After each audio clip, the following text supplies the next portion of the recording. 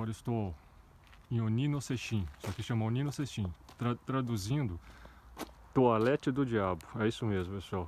Segundo os mitos, as lendas aqui locais, diz que essa pedra foi cortada por demônios, né? E eram usados aí como banheiro dos demônios, como toalete dos demônios. É apenas uma lenda, né? Lógico que certamente não era isso, mas o que me trouxe aqui foi esses cortes, foi para verificar esses cortes, né, na pedra, os cortes muito precisos,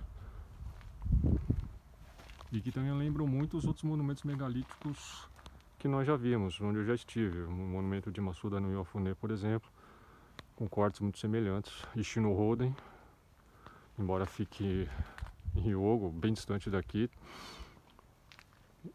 Então isso demonstra a capacidade técnica dos povos do Japão, da cultura local, de trabalhar essas pedras enormes, gigantescas, fazer esses cortes, né? Você vê que os cortes são bem precisos e finos, não são cortes toscos, e ele fica bem aqui nesse local muito isolado, muito difícil de achar também. Aqui é uma plantação de repolhos, aqui para vocês verem. Finalzinho da tarde, já quase 5 horas. Aqui é a plantação de repolhos. E ele fica bem no meio de uma plantação de repolhos, eu não sabia disso. Aqui é um monumento chamado Toalete do Diabo.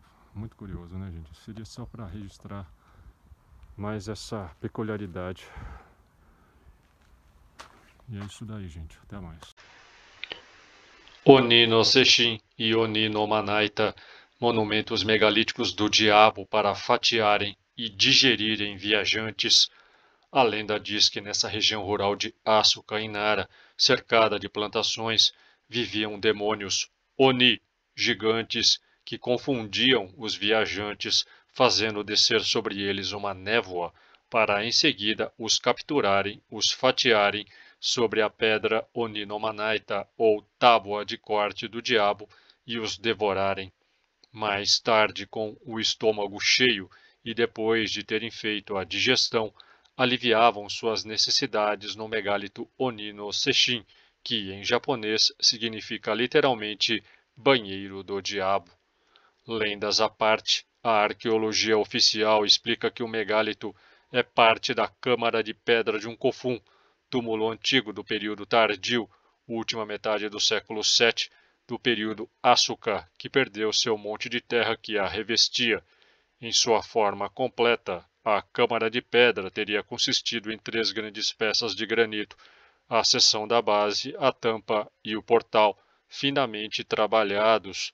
O megálito de Oni no Sesshin seria a parte da tampa que caiu do Oni no Manaita, a seção da base da câmara mortuária acima dela. Ou seja, de alguma forma ele foi virado de cabeça para baixo e ficou nessa posição contrária ao que estava originalmente. Uma explicação alternativa pouco aceita é a de que essas enormes pedras tenham sido parte de uma fornalha.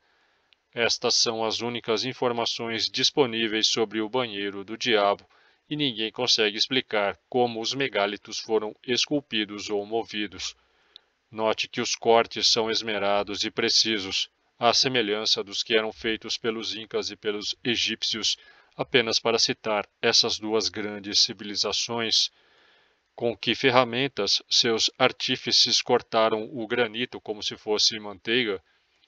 Oni no Sesshin é apenas uma das muitas pedras estranhas que podem ser encontradas na área de Asuka, que permanece bastante rural, com uma população de aproximadamente 6.500 habitantes, e já foi o centro do governo imperial durante o período apropriadamente denominado de Asuka, de 538 a 710 depois de Cristo.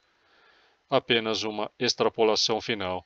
É curioso que o modus operandi desses antigos demônios não fosse muito diferente dos ufonautas modernos, que já foram vistos jogando uma névoa, por exemplo, em transeuntes que trafegavam por uma estrada, para em seguida os abduzirem e os submeterem a experiências horripilantes e, em alguns casos não relatados, também os fatiarem e os devorarem, supondo-se por tantos que desapareceram misteriosamente sem deixar rastros.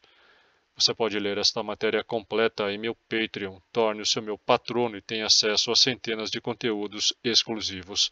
Dê um like, compartilhe, inscreva-se, torne-se membro e me siga nas minhas redes. Valeu e até mais.